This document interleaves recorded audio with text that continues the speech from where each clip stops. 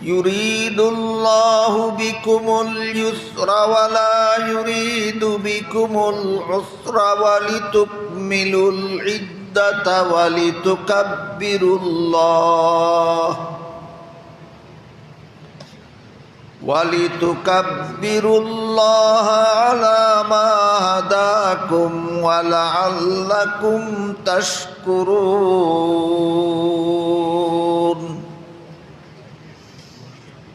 وقال رسول الله صلى الله عليه وسلم إن الله فرض صيام رمضان عليكم وسننت لكم قيامه فمن صامه وقامه إيمانا واحتسابا خرج من ذنوبه كيوم ولدته أمه أو كما قال عليه الصلاة والسلام.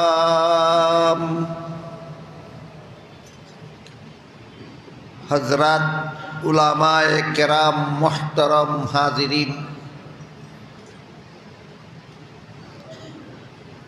গত 2 দিনে যা বলা হয়েছে তার সারমর্ম হল হাদিস শরীফে রাসূল করিম সাল্লাল্লাহু আলাইহি ওয়াসাল্লাম বলেন, রমজান মাসের দিনের বেলায় রোজা রাখা আল্লাহ তোমাদের জন্য ফরজ করেছেন, আর রাতের বেলায় তারাবিহের নামাজ পড়া আমি রাসূল তোমাদের জন্য সুন্নত করেছি। দিনের বেলার রোজা রাখার ব্যাপারে গত 2 দিন আলোচনা হয়েছে। সারমর্ম হলো, একটা হলো খানা পিনা বর্জন করে রোজা, আর একটা হইল সকল প্রকার গুনাহ বর্জন করে রোজা। খানা পিনা বর্জন করে রোজা রাখলে রোজা না রাখার গুনাহ থেকে বাঁচা যায়, আর সকল প্রকার গুনাহ বর্জন করে রোজা রাখলে জীবনের সব গুনাহ মাফ হয়ে যায়। 2 রকমের রোজা এবং 2 রকমের রোজার ফলাফলটা কি বুঝতে পারলেন? তাই সকল প্রকার গুনাহ বর্জনের মাধ্যমে রোজা রাখলে যে জীবনের সকল গুনাহ মাফ হয়ে যায়, তাই হাদিস শরীফে আল্লাহর রাসূল বলেছেন, এভাবে যারা রোজা রাখে আর রাতের বেলায় তারাবিহের নামাজ পড়ে আল্লাহ তাদের জীবনের সমস্ত গুনাহ মাফ করে দেয়। গত 2 দিনে আনুষঙ্গিকভাবে এই যে রোজা আল্লাহর বিধান, আল্লাহর ফরজ, খানাপিনা বর্জন করে এক রকমের রোজা, সকল প্রকার গুনাহ বর্জন করে আরেক রকমের রোজা। এই রোজা সম্পর্কে কতিপয় মাজার পূজারী বন্ডদের ব্যঙ্গুক্তি, তিরস্কার, মস্কারিমূলক আলোচনা এবং সেইগুলির যুক্তিসম্মত জবাবও আলোচনা হয়েছে। আজকে তারাবিহের নামাজ সম্পর্কে আলোচনা হবে। রাসূল বলেন, দিনের বেলায় নামাজ রোজা রাখা আল্লাহ তোমাদের জন্য ফরজ করেছেন, আর রাতের বেলায় তারাবিহের নামাজ পড়া আমি রাসূল তোমাদের জন্য সুন্নত করেছি।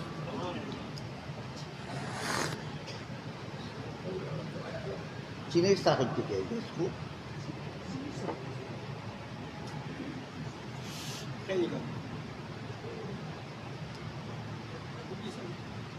এই তারাবিহের নামাজ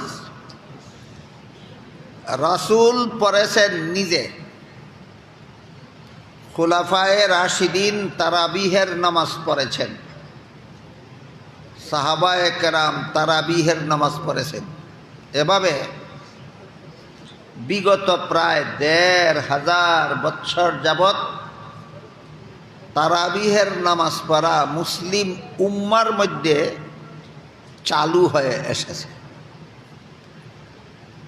তারাবিহের নামাজকে হাদিসের ভাষায় কিয়ামুল লাইল বলা হয়। আর রমজান ছাড়া অন্য মাসে রাতের বেলায় যে নামাজ তাহাজ্জুদ ইত্যাদি পড়া হয়, এগুলিকে রমজান ছাড়া যে নামাজগুলি রাতে পড়া হয় তাহাজ্জুদ ইত্যাদি, এইগুলিকে কিয়ামুল লাইল বলা হয়। আর রমজান মাসে যে তারাবিহের নামাজ পড়া হয় এটাকে কিয়ামে রমজান বলা হয়। একটা হইল কিয়ামে লাইল আর একটা হইল কিয়ামে রমজান। কিয়াম শব্দের আবিধানিক করতে হলো দাঁড়ানো। যেহেতু তাহাজ্জুদের নামাজে দীর্ঘক্ষণ দাঁড়িয়ে কোরআন তেলাওয়াত করতে হয়, তারাবিহের নামাজে দীর্ঘক্ষণ দাঁড়িয়ে থাকতে হয়, এই জন্য এই নামাজগুলিকে কিয়ামুল লাইল এবং কিয়ামে রমজান বলা হয়। মর্ম হলো, হাদিসে যেখানে কিয়ামুল লাইল শব্দ উল্লেখ আছে সেখানে মর্ম হলো 12 মাসের রাতের বেলার নফল নামাজ। আর হাদিসে যখন কিয়ামে রমজান শব্দ ব্যবহার হয় তখন তার অর্থ হবে রমজান মাসে রাতের বেলায় যে দীর্ঘ নামাজে দাঁড়িয়ে থাকতে হয়, অর্থাৎ তারাবিহের নামাজ। কিয়ামুল লাইল বলতে আমরা 12 মাসের রাতের নফল নামাজ বুঝবো, আর কিয়ামে রমজান বলতে আমরা তারাবিহের নামাজ বুঝবো।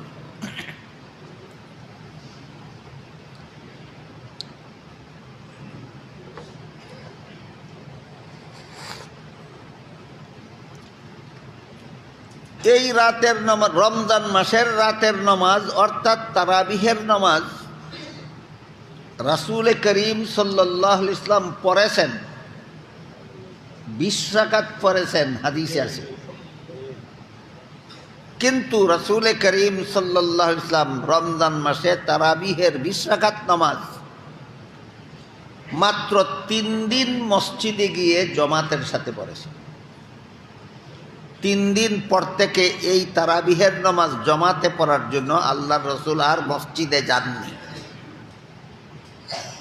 গেল রসুল মসজিদে গিয়ে তারাবিহের নামাজ জমাতে কতদিন পড়েছিলেন, এই প্রশ্নের পরিষ্কার সমাধান 3 দিন। রাসূল তারাবিহের নামাজ মসজিদে গিয়ে জমাতের সাথে পড়েছিলেন 3 দিন। এই 3 দিনের পরে আর তারাবিহের নামাজ জমাতে পড়ার জন্য রাসূল মসজিদে যাননি।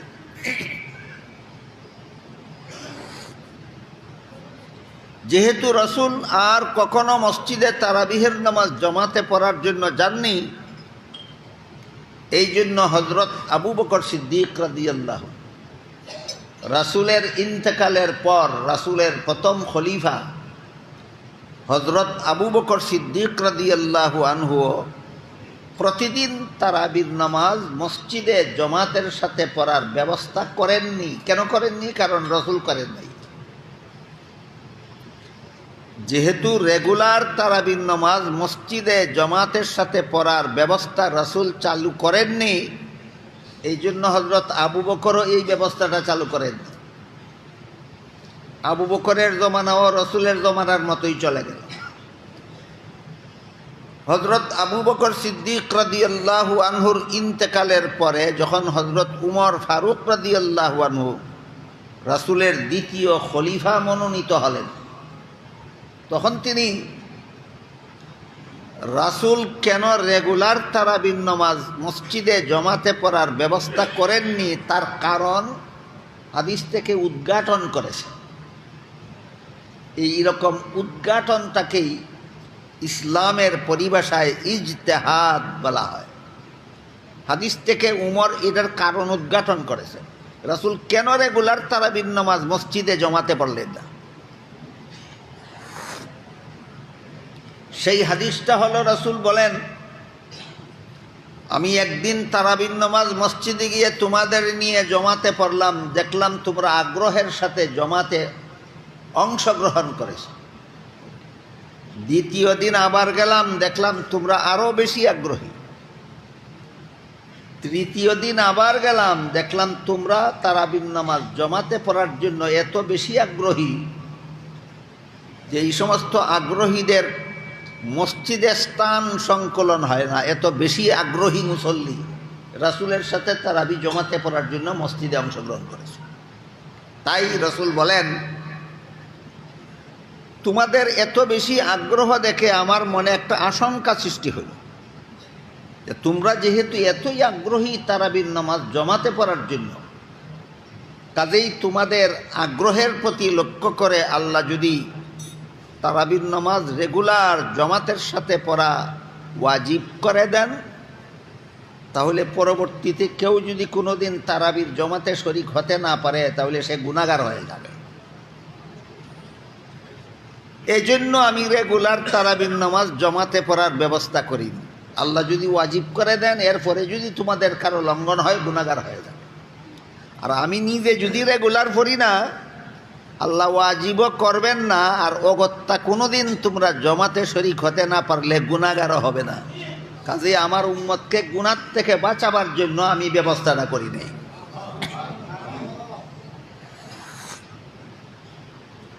তাই হযরত উমর বলেন, এখন রাসূল দুনিয়াতে নাই, এখন যদি এক মসজিদে 3 মসজিদে সংকুলান না হওয়ার মতো আগ্রহী মুসল্লি একত্র হয়ে যায়, তবু আল্লাহর পক্ষ থেকে ওয়াজিব ঘোষণা দেওয়ার আর সময় সুযোগ নেই। কাজে আমরা এখন রেগুলার তারাবির নামাজ মসজিদে জমাতে পড়লে ওয়াজিব হওয়ার যেহেতু আশঙ্কা নাই, তাই এখন আমরা তারাবির নামাজ প্রতিদিন মসজিদে গিয়ে জমাতের সাথে পড়তে আর কোনো বাধা নাই। এই বলে হযরত উমর ফারুক রাদিয়াল্লাহু আনহু তারাবির নামাজ প্রতিদিন মসজিদে জমাতের সাথে পড়ার ব্যবস্থা চালু করেছেন।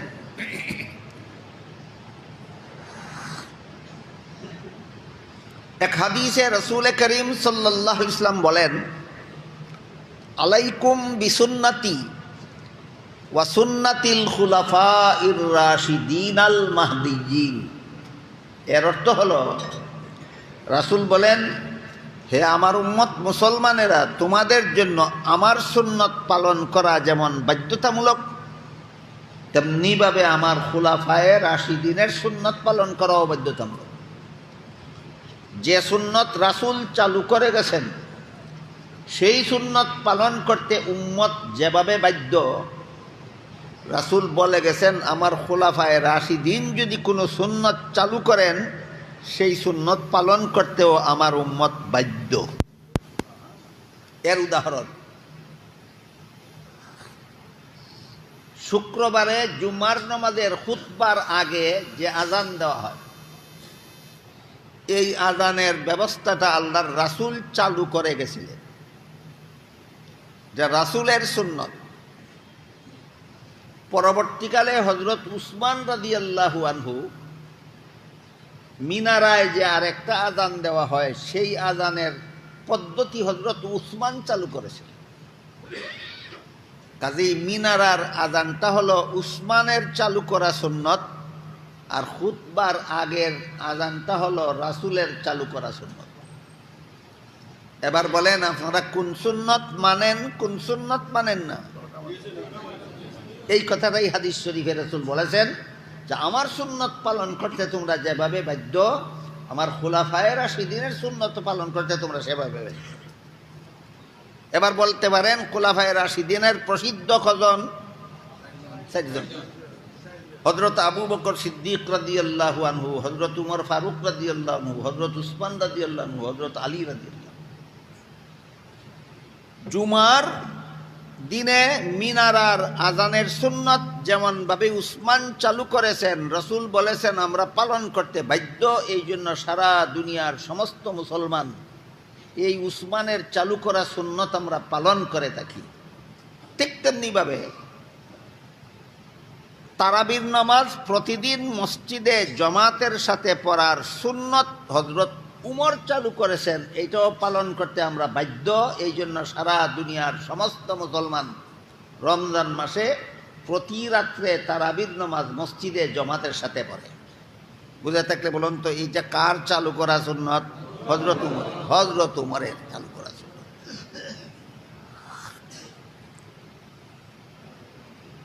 বিষয়গুলি একটু গুরুত্বের সাথে শোনা, বোঝা এবং মনে রাখা দরকার। কেন? কারণ আমাদের মুসলমান সমাজে ইসলামের নামে, মুসলমান নামে যত বাতিল দল আছে, বাতিল দল, এর মধ্যে বর্তমান বিশ্বে মুসলমান নামে একটা সবচেয়ে বড় জঘন্যতম বাতিল দলের নাম আছে লামাযহাবী।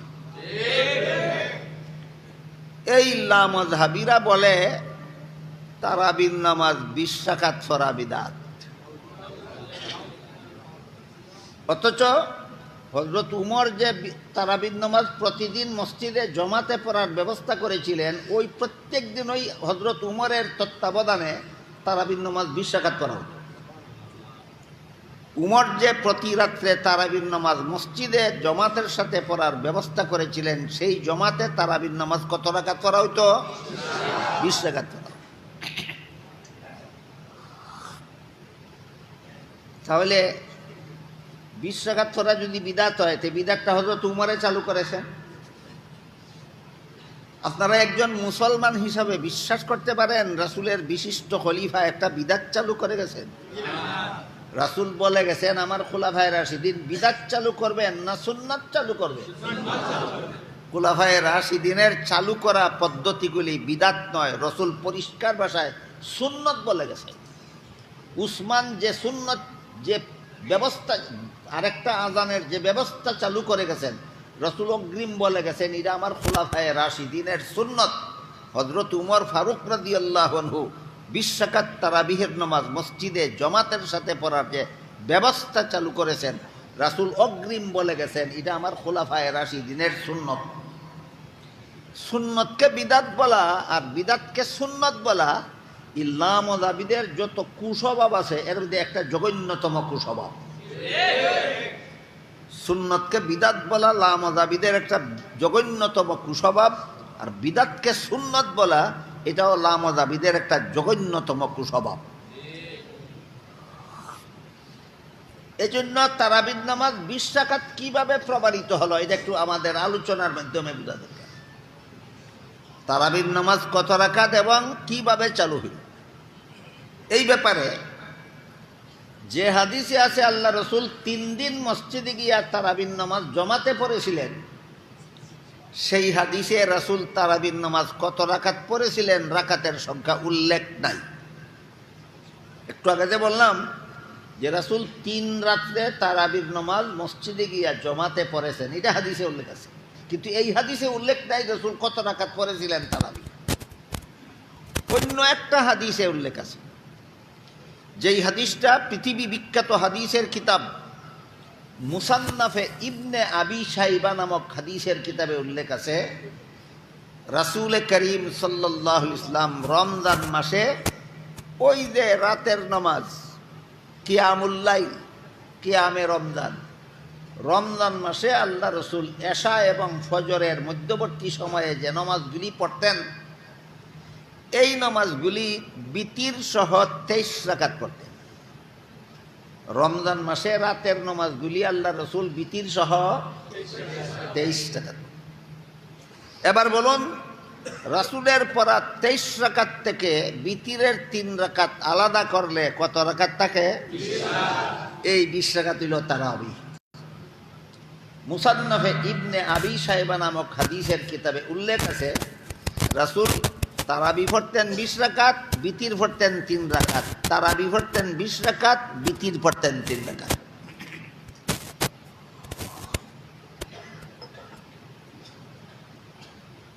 তাহলে 20 রাকাত তারাবি পড়া কার মাধ্যমে চালু হইল? রাসূলের মাধ্যমে চালু। হযরত উমর ফারুক রাদিয়াল্লাহু আনহু প্রত্যেক দিন 20 রাকাত তারাবির নামাজের জমাত চালু করলেন মসজিদে।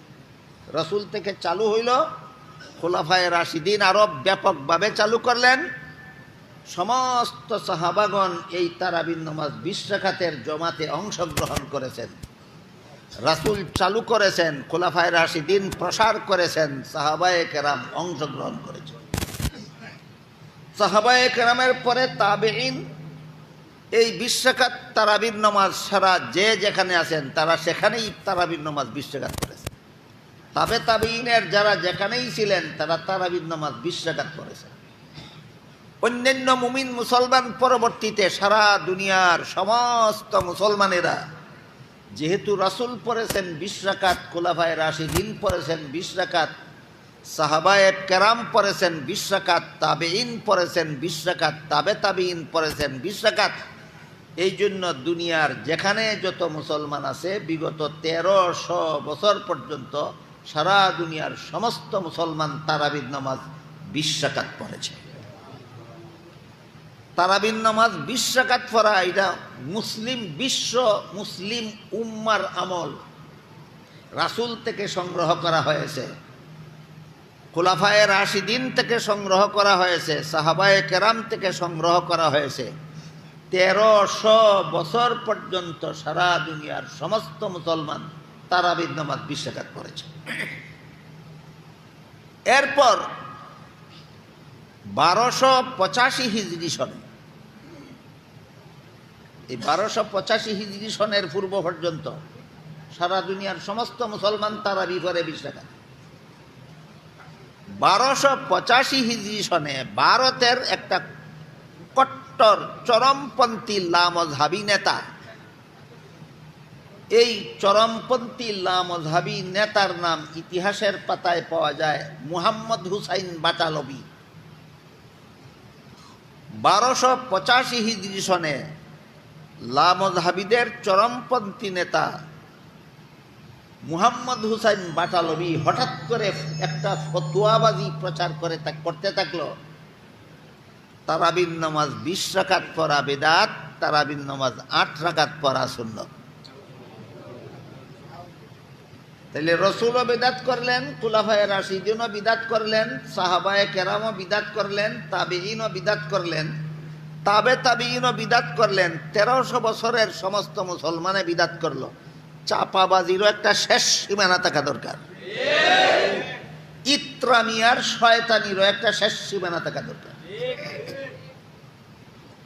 এই জঘন্যতম চরমপন্থী লামজহাবি মুহাম্মদ হুসাইন বাটালবি 1285 হিজরিতে নূতন একটা ফতোয়াবাজি শুরু করে দিল, তারাবির নামাজ 20 রাকাত পড়া বিদআত, 8 রাকাত পড়া সুন্নাত। এরপর থেকে পৃথিবীর বিভিন্ন দেশের যত লামজহাবি এই কথাটা লাগাল হয়েছে, সবগুলি লামজহাবি, যেখানে যত লামজহাবি আছে বর্তমান দুনিয়াতে সবগুলি লামজহাবি তারাবির নামাজ 8 রাকাত বলে অপপ্রচার ছড়াচ্ছে, অপপ্রচার করে যাচ্ছে। এবার বলেন, আমরা ইসলামের যাবতীয় বিধিবিধান 1285 হিজরি সনের পর থেকে পেলাম না রাসূল এবং তার সাহাবাগণ থেকে পেলাম? রাসূল কত রাকাত পড়েছিলেন তারাবি? সাহাবায়ে কেরাম কত রাকাত পড়েছেন তারাবি? আর 1300 বছর পরে যেগুলো তারাবি 20 রাকাত নয় 8 রাকাত, এটা কি সত্যই ইসলামের কথা না তার মন গড়া কথা? এটা ইসলামের কথা নয়, এটা তার মন গড়া কথা। এই জন্য ইসলামের কথা মতো তারাবির নামাজ কমপক্ষে 20 রাকাত। বেশি যদি কেউ পড়তে চায় অনুমতি আছে, কম পড়ার অনুমতি নেই। তারাবির নামাজ কমপক্ষে 20 রাকাত। হযরত উমর যে 20 রাকাত চালু করলেন, যে একেবারে সর্বনিম্নতম সংখ্যাটা চালু করলেন, যেন সমস্ত মুসলমানে স্বাচ্ছন্দ্যে এটা আদায় করতে পারে, অংশগ্রহণ করতে পারে। তো তারাবির নামাজ কমপক্ষে 20 রাকাত, এটা এর উপর মুসলিম উম্মাহ একমত। সারা দুনিয়ার সমস্ত মুসলমানগণ এই কথার উপর একমত যে তারাবির নামাজের রাকাত সংখ্যা কমপক্ষে 20 রাকাত। হঠাৎ করে যে 1285 হিজরি সনে চরমপন্থী লামজহাবি নেতা মুহাম্মদ হুসাইন বাটালবি বলে দিল তারাবির নামাজ 20 রাকাত পড়া বেদাত, একটা কথা। আর একটা হইল 8 রাকাত পড়া সুন্নাত।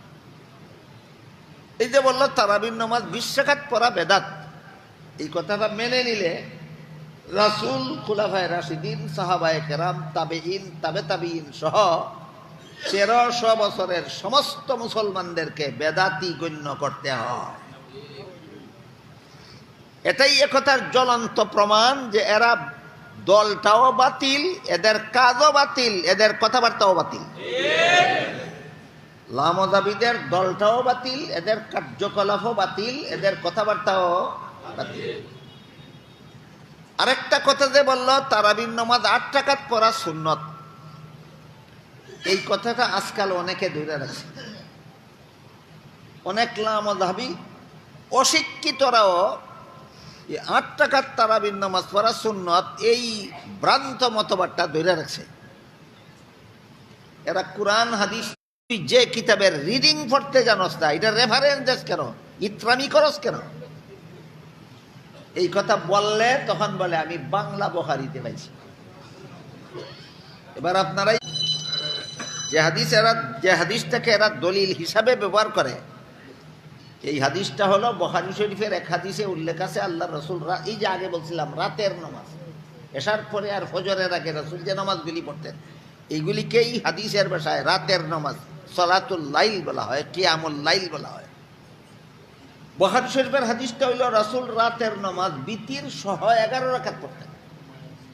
এবার আপনারা বলুন, যে 11 রাকাত নামাজ রসুল বিতির সহ পড়তেন, এখান থেকে বিতিরের জন্য কত রাকাত আলাদা করলে বাকি থাকে 8 রাকাত? কত রাকাত বিতিরের জন্য আলাদা করলে বাকি থাকে 8 রাকাত? 3 রাকাত আলাদা করলে বাকি থাকে 8 রাকাত।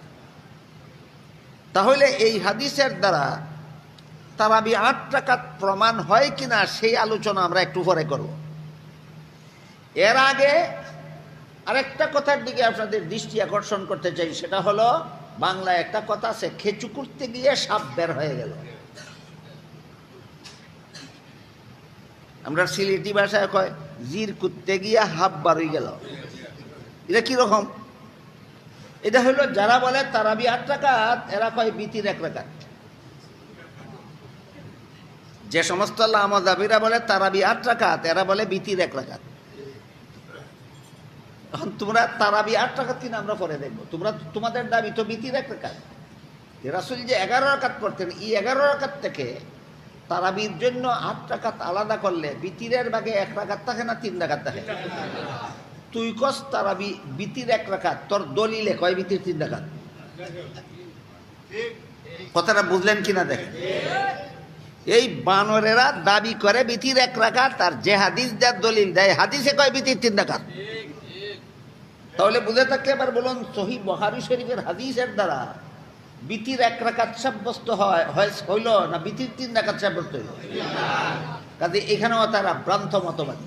যারা বলে বিতির 1 রাকাত, এরার মতবাদ ভ্রান্ত।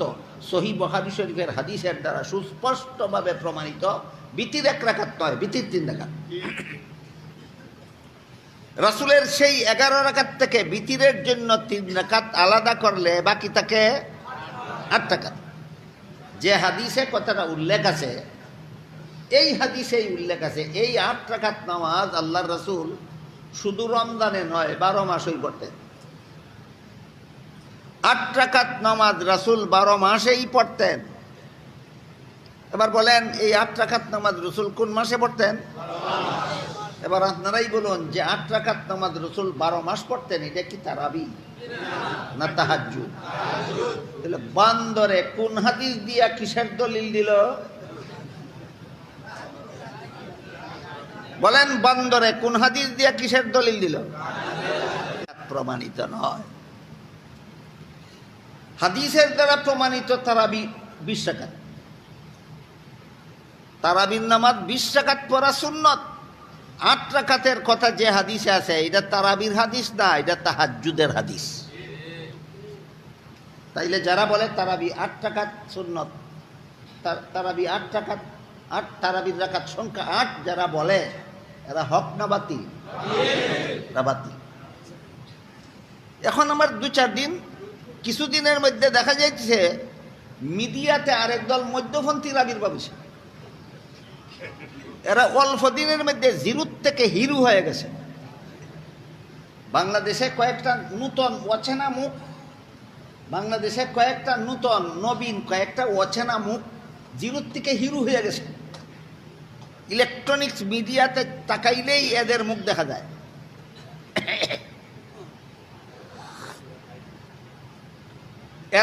এরা বলতেছে কি, এই কয়েকটা মুখের থেকে আমি মিডিয়াতে শুনছি, এরা বলতেছে কি, তারাবির নামাজ 20 রাকাত পড়লেও চলে, 8 রাকাত পড়লেও দোষ নাই।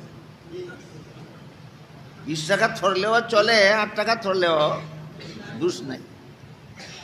এটারে আমরা সিলেটি ভাষা কয় তুমি দেখি জামাইর মাও কন্যার মাও কিতা কয় তুমি দেখি জামাইর মাও কন্যার মাও তুমি দেখি সুন্নতের মাও বিদাতের মাও তারাবির নামাজ 20 রাকাত পড়া সুন্নত 8 রাকাত তারাবি নামে পড়া বিদাত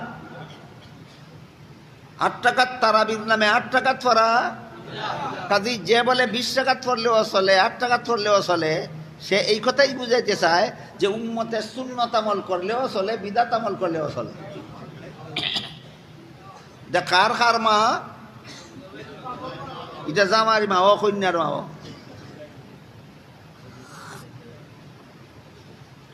আসলে এরা অঘোষিত লামাযহাবী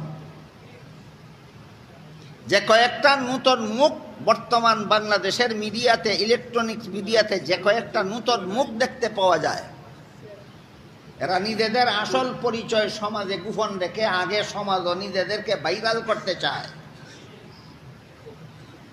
এই কারণে যদি বলে তারাবির নামাজ 8 রাকাত সুন্নত ধরা খাইব এরা যে লামাযহাবী এই কারণে সমাজের কাছে ধরা খাওয়ার থেকে দুষ্টামি কইরা নিজেদের আত্মগোপন করার জন্য বলে 20 রাকাত পড়লেও চলে 8 রাকাত পড়লেও দোষ নাই 20 রাকাত পড়লেও চলে 8 রাকাত পড়লেও দোষ নাই ওইগুলি তো প্রকাশ্য বান্দর এগুলি গোপন বান্দর আমি আপনাদের একটা উদাহরণ দিই শুনুন এক ব্যক্তির 2 ছেলে লোকটা মারা গেলে পরে এই লোকের সম্পদ 2 ছেলে ভাগাভাগি করে দিবে সম্পদ রেখে গেল 20 বিঘা 20 বিঘা সম্পত্তি রেখে 2 ছেলে উত্তরাধিকারী রেখে লোকটা মারা গেল কত বিঘা জমিন রেখে মরল 20 বিঘা 20 বিঘা জমিন বাবার তেজ্য সম্পদের 20 বিঘা জমিন 2 ভাইয়ে ভাগাভাগি করে নিলে এক ভাইয়ের ভাগে পড়ে 10 বিঘা বড় ছেলেটা আছিল দুষ্ট চালাক এই বড়টাই বলতে লাগলো 12 রাকাতের মালিক আমি একা 8 রাকাত আছে ভাগাভাগি করার মতো আসলে বাবা কি 8 রাকাত সম্পত্তি রেখে মরছে 8 বিঘা রেখে মরছে না 20 বিঘা বড় দুষ্টটা কয় 12 বিঘা জমিনের মালিক আমি 8 বিঘা জমিন ভাগাভাগি 8 বিঘা রেখে গেছে না 20 বিঘা রেখে গেছে এখন আরেক বান্দরে নিচে দরবার মীমাংসা করে দিত ই বান্দরে কয় 20 বিঘা জমিন রেখা মরছে ইটা মানলেও চলে 8 বিঘা জমিন রেখা গেছে ইটা মানলেও দোষ নাই এ আরো বড় বান্দর এটা আরো বড় বান্দর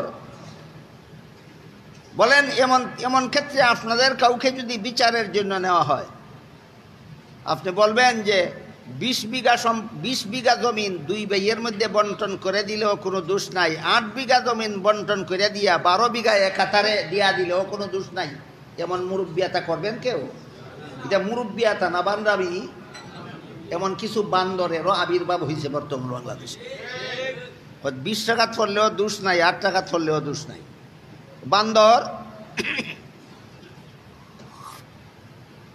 এতক্ষণের আলোচনা যারা বুঝেছেন তারা বলুন তারাবির নামাজ কত রাকাত কমপক্ষে কত রাকাত সুন্নত আর কত রাকাত বিদাত কমপক্ষে 20 রাকাত সুন্নত 8 রাকাত বিদাত কমপক্ষে 20 রাকাত সুন্নত 8 রাকাত বিদাত কাজে সুন্নত আমল করলে যেমন কোনো দোষ নাই বিদাত আমল করলেও কোনো দোষ নাই বান্দর ছাড়া এমন কথা কেউ বলতে পারে না যেগুলি বলে এগুলি বান্দর ধর্ম নিয়ে বান্দামি করে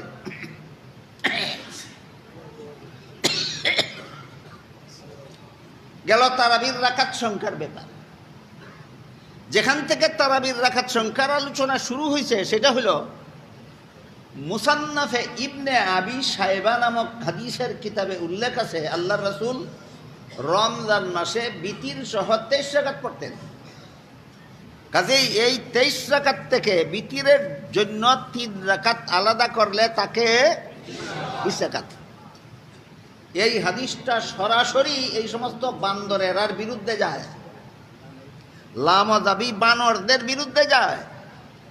পরিষ্কার হাদিসের দ্বারা প্রমাণিত। আল্লাহ রসুল 3 রাকাত বিতির পড়ছেন, 20 রাকাত তারাবি পড়ছেন। 3 রাকাত বিতির পড়ছেন, 20 রাকাত তারাবি পড়ছেন। উভয়টা কথা লামাযাবিদের ভ্রান্ত মতবাদের বিরুদ্ধে যায়। কি বলেন? পক্ষে যায় না বিরুদ্ধে যায়?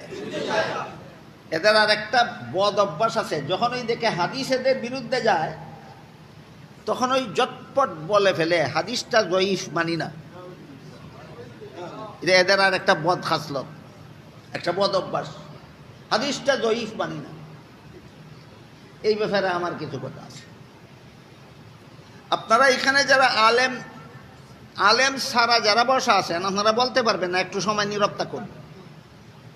যে সমস্ত উলামায়ে কেরাম এখানে উপস্থিত আছেন, আপনারা সকলের কাছে আমি অনুরোধ করে বলবো, আল্লাহ রসুল বর্তমান দুনিয়ার মুসলমান উম্মতের হাতে প্রায় 10 লক্ষ হাদিস রেখে গেছেন। বর্তমান দুনিয়ার মুসলমান উম্মতের কাছে রসুলের রেখে দেওয়া হাদিসের সংখ্যা আছে প্রায় 10 লক্ষ।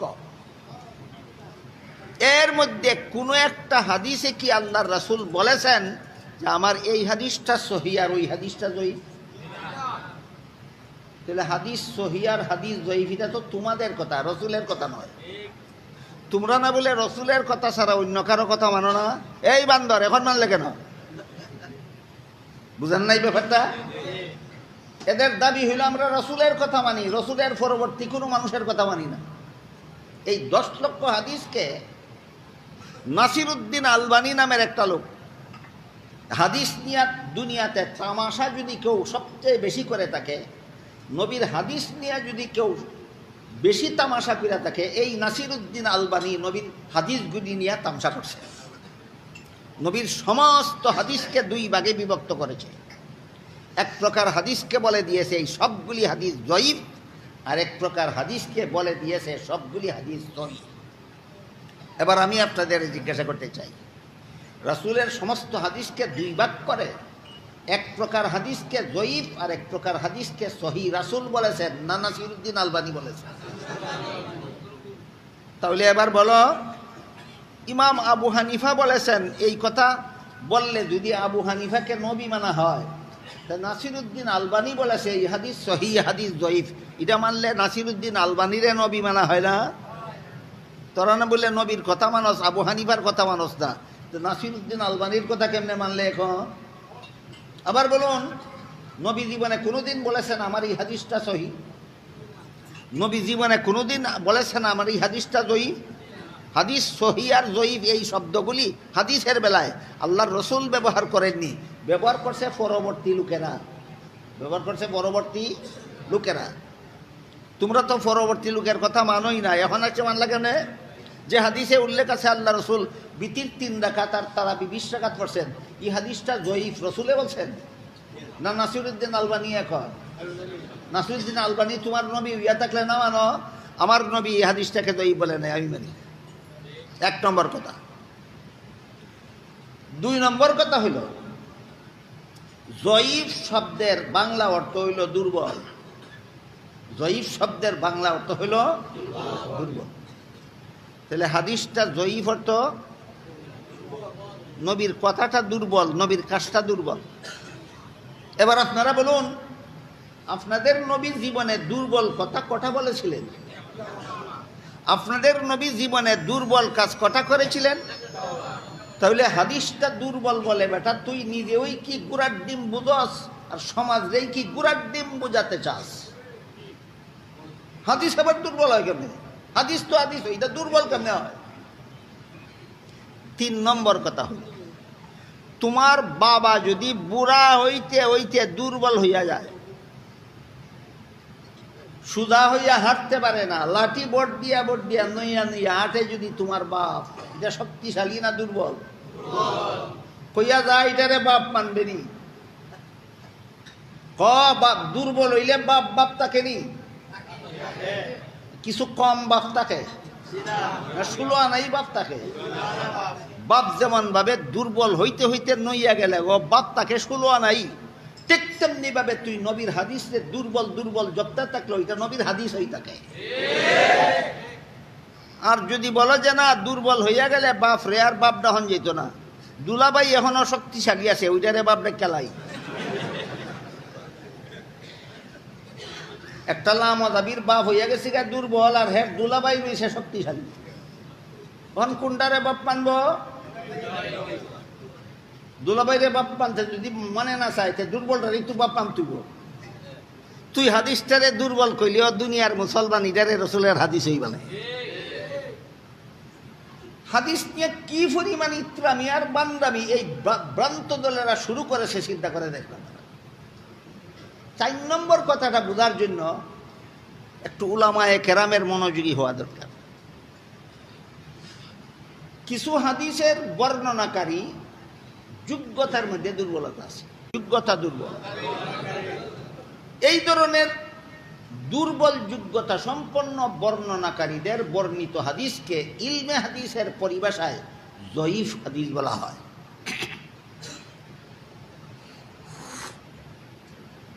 এই জয়ীফ হাদিসের বিভিন্ন স্তর আছে, বিভিন্ন বিধান আছে। এর মধ্যে আজকের মতো একটা স্তরের কথা বলি, একটা বিধানের কথা বলি।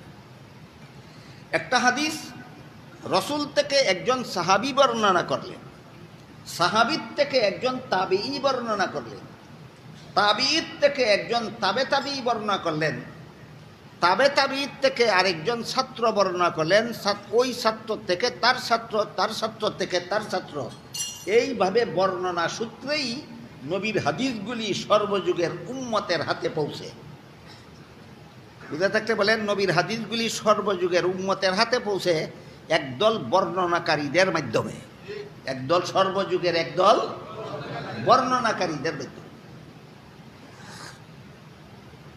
রসুল থেকে প্রথমে বর্ণনা করেছেন একজন সাহাবী, দ্বিতীয় পর্যায়ে বর্ণনা করেছেন একজন তাবিঈ, তৃতীয় পর্যায়ে বর্ণনা করেছেন একজন তাবে তাবি, তাবে তাবির থেকে বর্ণনা করেছেন, চতুর্থ পর্যায়ে বর্ণনা করেছেন তার একজন ছাত্র, তার একজন ছাত্র থেকে পঞ্চম পর্যায়ে বর্ণনা করেছেন আরেকজন ছাত্র।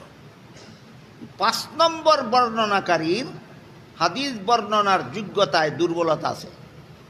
ধরে নেন একটা কথা, কত নম্বর বর্ণনাকারীর যোগ্যতায় দুর্বলতা? এই 5 নম্বর বর্ণনা দুর্বল বর্ণনাকারীর কাছে হাদিসটা পৌঁছার আগেই যদি সারা দুনিয়ার মুসলমানেরা হাদিসটা আমল করা শুরু করে দেয়, বলেন দুর্বল বর্ণনাকারীর কাছে পৌঁছার পরে না আগে? আগেই যদি সারা দুনিয়ার মুসলমান হাদিসটা আমল করা শুরু করে দেয়, তাহলে পরবর্তীকালে কোনো দুর্বলের চেয়ে দুর্বল বর্ণনাকারী এই হাদিস বর্ণনা করলেও ইলমে হাদিসের পরিভাষায় হাদিসটা আর জয়ীফ থাকে না, হাদিস সহি মুতাওয়াতিরের পর্যায়ে পৌঁছে যায়। সুতরাং যে হাদিসে উল্লেখ আছে রাসূল করিম সাল্লাল্লাহু আলাইহি ওয়াসাল্লাম তারাবি 3 রাকাত আর তারাবি 20 রাকাত পড়েছেন, এই হাদিসটা জয়ীফ নয়, দুর্বল নয়, সহি মুতাওয়াতির হাদিসের দ্বারা সাব্যস্ত হয়েছে। বিতির 3 রাকাত, তারাবি 20 রাকাত, বিতির 3 রাকাত, তারাবি 20 রাকাত। সাহাবায়ে কেরাম হযরত উমর যখন 20 রাকাত তারাবির নামাজ চালু করেছিলেন, তখন কি এই হাদিসের বর্ণনাকারী কোনো বর্ণনাকারী যোগ্যতায় দুর্বল ছিল? সমস্ত সাহাবাগণ যখন তারাবির নামাজ 20 রাকাত পড়তেছিলেন, তখন হাদিসের কোনো বর্ণনাকারীর যোগ্যতায় দুর্বলতা ছিল না। সারা দুনিয়ার মুসলমান যখন তারাবির নামাজ 20 রাকাত পড়া শুরু করেছিল, তখন এই হাদিসের কোনো বর্ণনাকারীর যোগ্যতায় দুর্বলতা ছিল না। তাহলে দুর্বলতা প্রথম থেকে না পরবর্তীতে? পরবর্তীতে দুর্বল বর্ণনাকারীর মধ্যে দুর্বলতা আসলেও এর কারণে হাদিস জয়ীফ হয় না, হাদিস সহি মুতাওয়াতিরের পর্যায়েই থাকে। এর একটা উদাহরণ আছে চমৎকার, এটা হইল এক হাদিসে উল্লেখ আছে রাসূল করিম সাল্লাল্লাহু আলাইহি ওয়াসাল্লাম বলেছেন, লা ওয়াসিয়্যাতা লিওয়ারিসিন, একজন মরলে তার আত্মীয়স্বজন যারা তার উত্তরাধিকার পায়, সম্পদ পায়, এদেরকে ইসলামী পরিভাষায় ওয়ারিস বলা হয়। বাবা মারা গেলে ছেলে বাবার সম্পত্তি পায়, ছেলে হইল বাবার ওয়ারিস। কোরআন হাদিসের ভাষায় ওয়ারিস বলে, বাংলা ভাষায় বলে উত্তরাধিকারী। বাবা মরলে বাবার সম্পদের উত্তরাধিকারী তার সন্তান, বাবা মরলে বাবার সম্পদের ওয়ারিস তার সন্তান। এই কথা বুঝলে পরে এখন হাদিসটা শুনুন। আল্লাহ রসুল এক হাদিসে বলেছেন, লা ওয়াসিয়্যাত লি ওয়ারিসিন, যেই লোক মরলে তার ওয়ারিসে তার সম্পত্তি পাবে, মরণের আগে তাদের নামে সম্পত্তি দান করে যেতে পারবে না। বাবা ছেলেকে, কোনো ছেলের নামে আমার এই পরিমাণ সম্পত্তি আমার অমুক ছেলেকে দান করে গেলাম বলতে পারবে না, অধিকার নাই। কারণ সে তুমি মরলে উত্তরাধিকার পাবে, তার নামে দান চলবে না। যে উত্তরাধিকার পাবে না তার নামে দান চলে। কথা বুঝলেন কিনা? এই যে হাদিসটা, লা ওয়াসিয়্যাত লি ওয়ারিসিন, ওয়ারিসের নামে সম্পত্তি ওসিয়ত করলে, দান করলে এটা গ্রহণযোগ্য হবে না। এই হাদিসটাও জয়ীফ, এটারও বর্ণনাকারী দুর্বল যোগ্যতায়। কিন্তু এই হাদিসের বর্ণনাকারীদের মধ্যে দুর্বল যোগ্যতা সম্পন্ন বর্ণনাকারী যুক্ত হওয়ার আগের থেকেই সারা দুনিয়ার সমস্ত মুসলমান এই হাদিসটা আমল করা শুরু করে দিয়েছে। আমার কথাগুলি বুঝে থাকলে বলুন, যে এই হাদিসটা সারা দুনিয়ার মুসলমান ঐক্যবদ্ধভাবে আমল করা শুরু করে দিয়েছে, পরবর্তীকালে এই হাদিসের কোনো বর্ণনাকারীর যোগ্যতায় দুর্বলতা আসলে এই দুর্বলতা গ্রহণযোগ্য থাকে না। এইরকমই 20 রাকাত তারাবির নামাজের হাদিসটা মুসান্নাফে ইবনে আবি শায়বা নামক হাদিসের কিতাবে যে উল্লেখ আছে, রাসূল বিতির 3 রাকাত তারাবি 20 রাকাত পড়তেন। এই হাদিসের বর্ণনাকারীদের মধ্যে যেই বর্ণনাকারীটার যোগ্যতায় দুর্বলতা আছে, এই বর্ণনাকারী এই হাদিস বর্ণনায় যুক্ত হওয়ার আগের থেকেই সারা দুনিয়ার সমস্ত মুসলমান আমল করা শুরু করে দিয়েছে। সুতরাং এই হাদিসকে আর জয়ীফ বলতে বলতে মুখে ফেনা তুললেও এটা আর জয়ীফ হাদিসের পর্যায়ে থাকে না, এটা সহিহ মুতাওয়াতির হয়ে যায়। এবার বলুন, রাসূল তারাবির নামাজ 20 রাকাত পড়তেন, এই হাদিসটা গ্রহণযোগ্য না অগ্রহণযোগ্য? গ্রহণযোগ্য হাদিসের মান হইল সহিহ মুতাওয়াতির মান। এটা হইল ইলমে হাদিসের পরিভাষায়, হাদিসের বিভিন্ন মান আছে, এই সর্বোচ্চ মান হইল সহিহ মুতাওয়াতির। যে হাদিসে উল্লেখ আছে রাসূল বিতির 3 রাকাত তারাবি 20 রাকাত পড়তেন, এই হাদিসের মান হলো সর্বোচ্চ মান। এই সর্বোচ্চ মানকে ইলমে হাদিসের পরিভাষায় বলে সহিহ মুতাওয়াতির। সুতরাং তারাবির নামাজ 20 রাকাত সহিহ মুতাওয়াতির হাদিসের দ্বারা প্রমাণিত। এটাকে দৈব বলে উড়িয়ে দেওয়ার মতো ইত্রামি করার সুযোগ নাই। গেল তারাবির নামাজের রাকাত সংখ্যা নিয়ে আলোচনা। এবার আর একটা আলোচনা আমাদের বর্তমান যুগে, এগুলি আমাদের যুগের ফিতনা। এই ফিতনাগুলির থেকে নিজেদের ঈমান আমল হেফাজতের জন্য দলিল ভিত্তিক আলোচনার দরকার। এই জন্য আমি কিছু দলিলের আলোচনা করলাম আজকে। যদিও আপনারা যারা আলেম নন, আপনাদের জন্য বোঝা একটু কঠিন হতে পারে, তারপরও এটা জরুরি। দলিলের আলোচনা ছাড়া ফিতনা দমন করা সম্ভব না।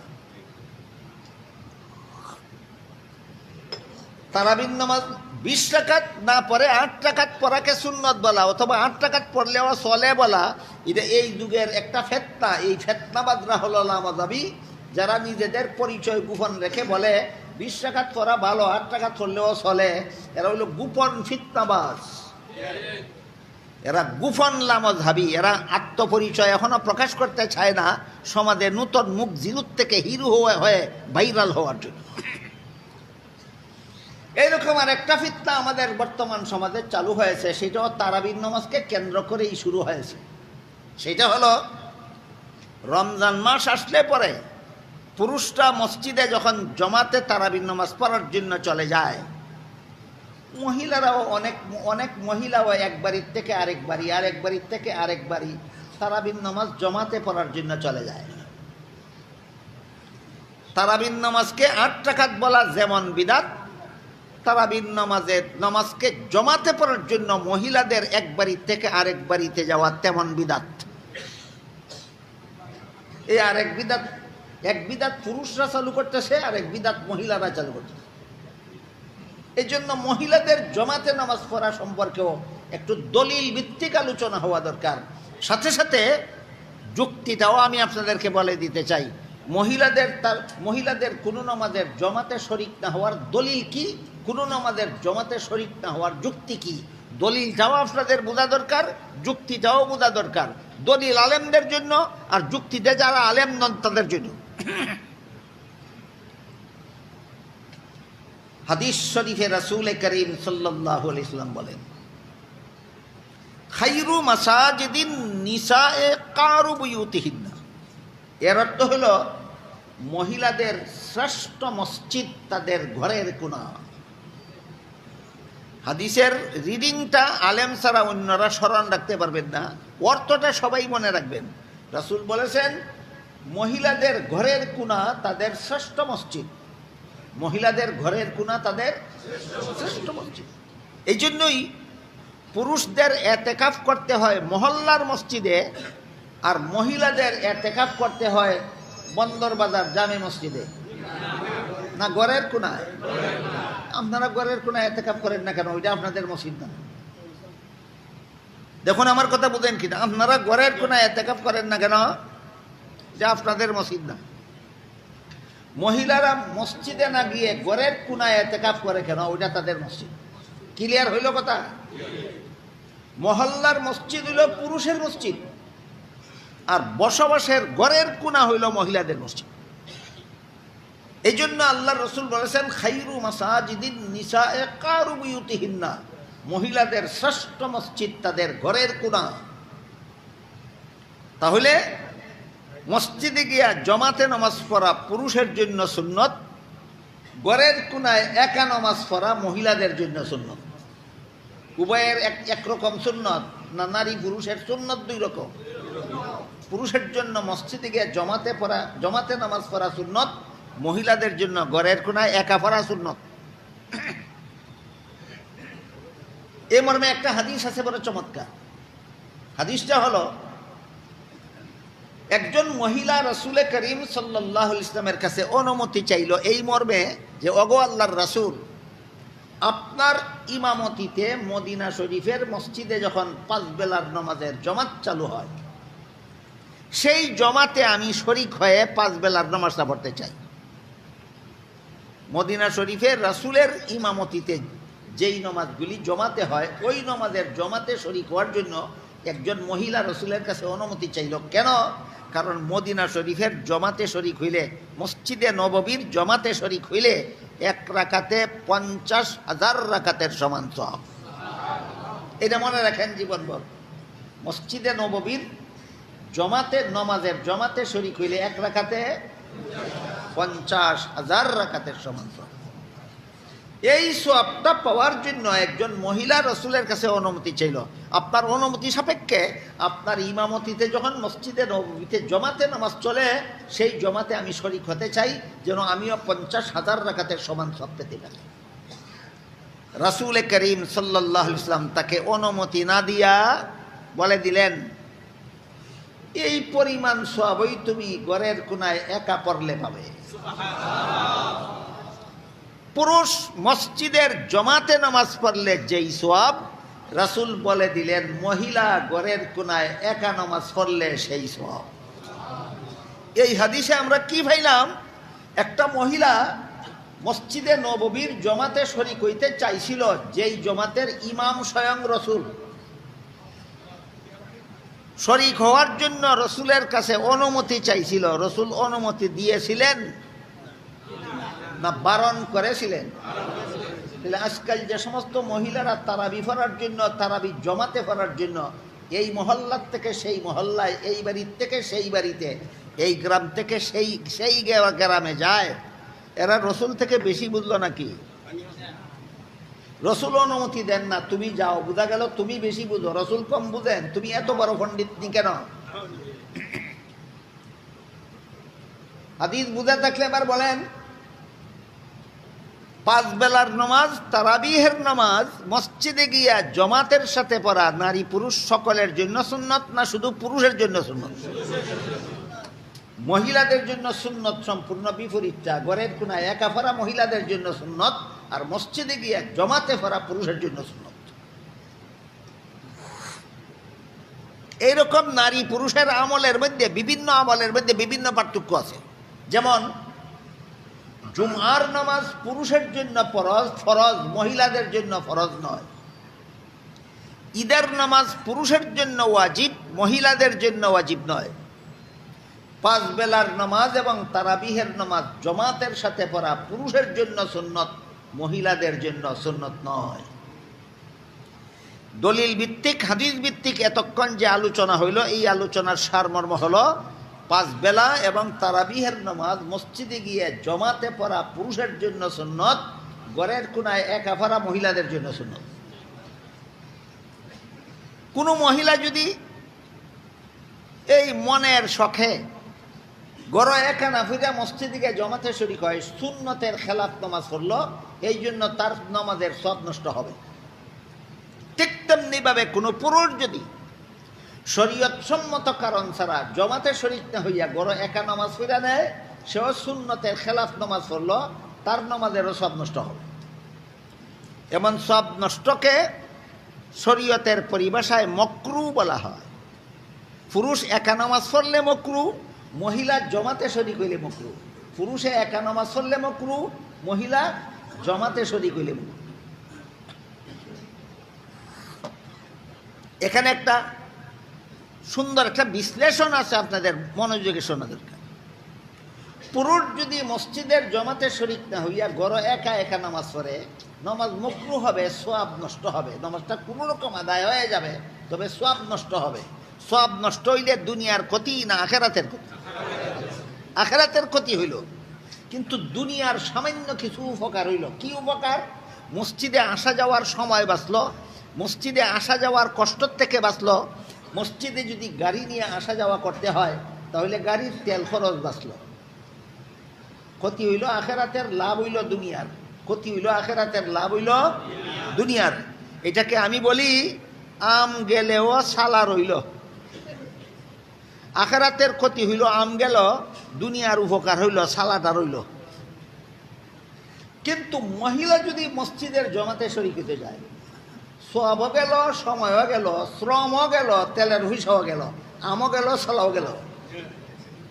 আমও গেল, সালাও গেল। এটা কেতনা বড় বুদ্ধিমতী মহিলা যে এটার আমও যায়, সালাও যায়, খবর নাই।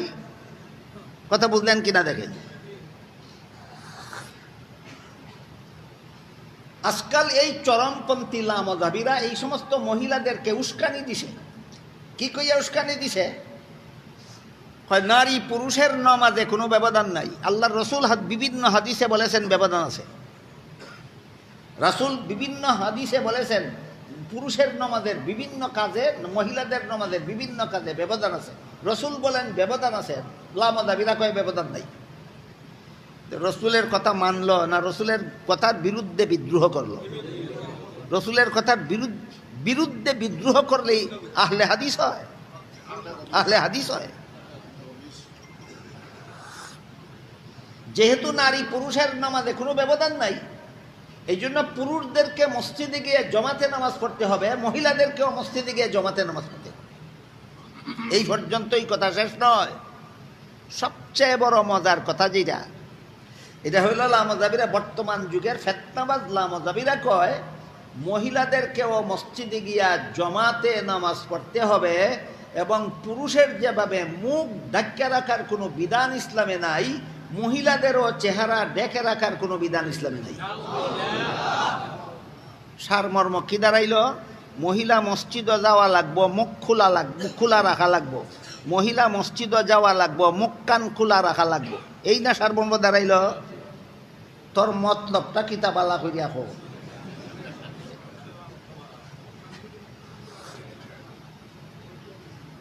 যারা বলে নারী পুরুষ সমাজে সমান, এরা সামাজিক কর্মকাণ্ডে মহিলাদেরকে জড়াইয়া পথে ঘাটে মহিলাদের মুখ দেখতে চায়। যারা বলে নারী পুরুষ সমাজে সমান, এরা সমাজের কর্মকাণ্ডে মহিলাদেরকে জড়াইয়া পথে ঘাটে মহিলাদের মুখ দেখতে চায়।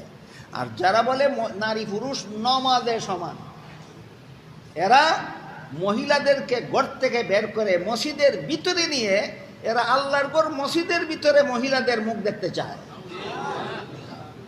মুখ দেখতে চায় দুইও দল, এক দলে পথে ঘাটে দেখতে চায়, এক দলে আল্লাহর ঘরের ভিতরে দেখতে চায়।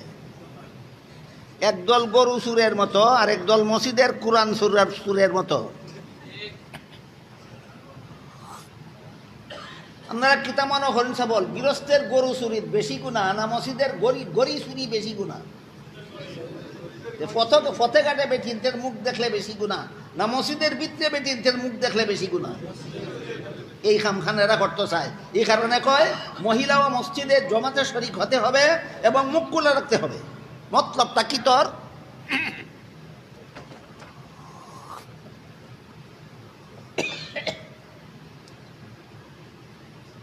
এই সমস্ত ফিতনাবাদ লামাযহাবিরা মহিলাদের মসজিদে আসতে হবে, জমাতে নামাজ পড়তে হবে, মুখ খোলা রাখতে হবে, এই সমস্ত ফিতনাবাদী কথা যারা বলে এরাও নিজেদের ভ্রান্ত দাবির পক্ষে একটা হাদিস দিয়া দলিল পেশ করে। যত বাতিল দল আছে মুসলমানের মধ্যে সব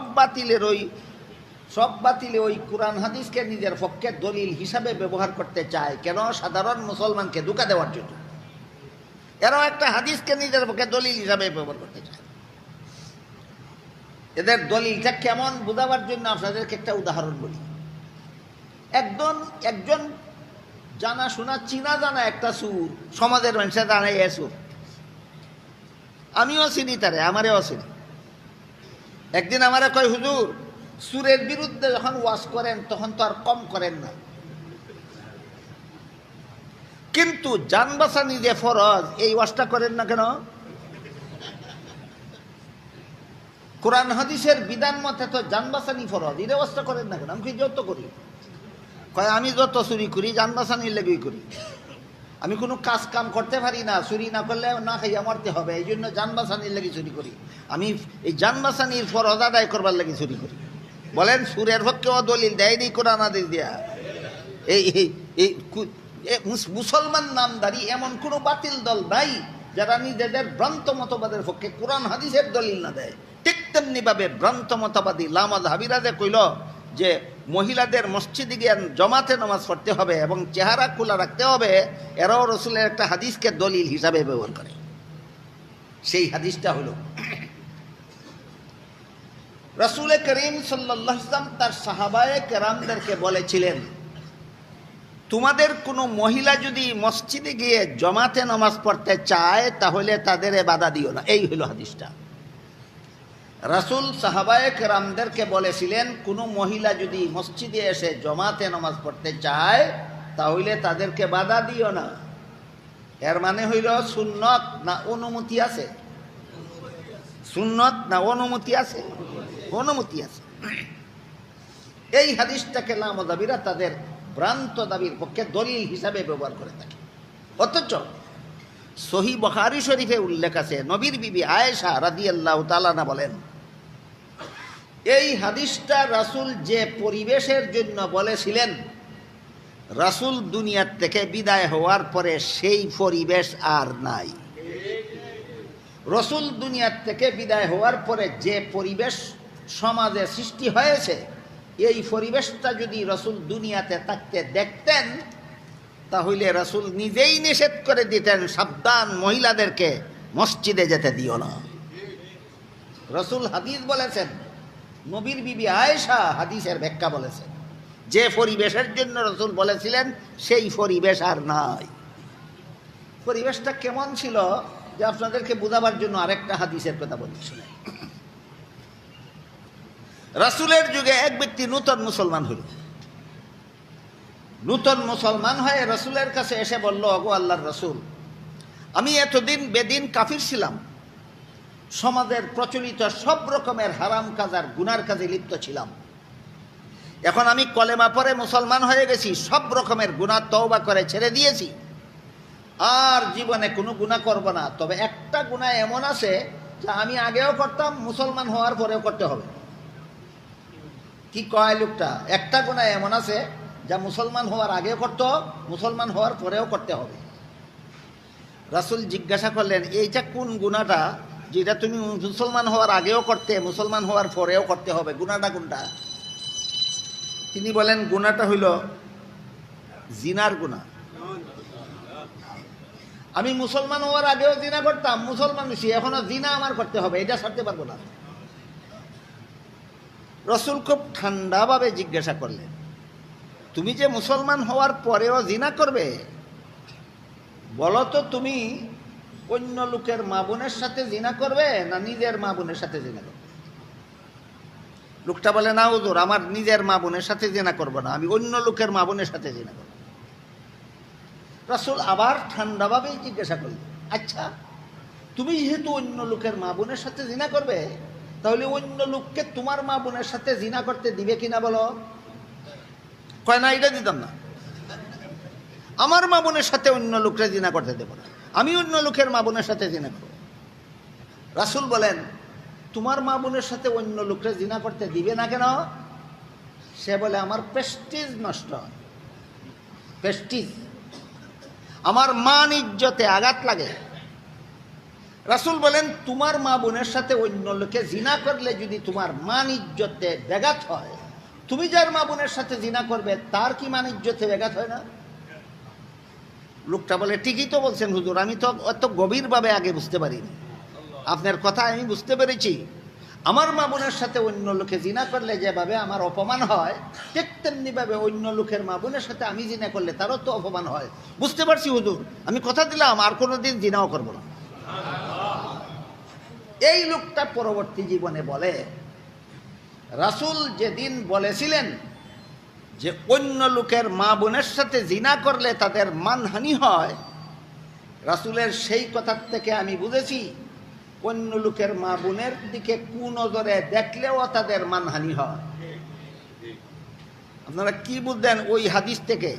অন্য লোকের মা বোনের সাথে শুধু জিনা করলেই তাদের মানহানি হয় না, তাদেরকে কুনজরে দেখলেও মানহানি হয়? যেহেতু আমি রসুলের কথার থেকে বুঝতে পেরেছি অন্য লোকের মা বোনকে কুনজরে দেখলেও তাদের মানহানি হয়, এই জন্য রাসূল এই কথাটা বলার পর থেকে জীবনে কোনোদিন আমি কোনো লোকের মা বোনের চেহারার দিকে কুনজরে তাকাইনি, তাদের মানহানি হওয়ার থেকে রক্ষা করার জন্য। হাদিসটা বুঝে থাকলে বলেন, রাসূলের জমানায় পরিবেশটা কেমন ছিল? অগত্যা যদি কোনো মহিলার চেহারা বিশেষ কোনো প্রয়োজনে খুলতে হইতো, অথবা অনিচ্ছাবশত ফতেঘাটে কোনো মহিলার চেহারা যদি খুললেও যাইতো, তাহলে রসুলের যুগের সাহাবাগণ ওদের দিকে কুদৃষ্টিতে তাকাতেন না দৃষ্টি ফিরিয়ে নিতেন? এই পরিবেশে রসুল বলেছিলেন, তোমাদের মা বোন যদি মসজিদের জমাতে শরীক হইতে চায়, বাধা দিও না। এই পরিবেশটা আপনাদের যুগেও আছে, এই পরিবেশটা 100 বছর আগেও ছিল। সহিহ বুখারী শরীফের হাদিস, নবীর বিবি আয়েশা বলেন, যতদিন নবী দুনিয়াতে ছিলেন ততদিন এই পরিবেশ সমাজে বিদ্যমান ছিল।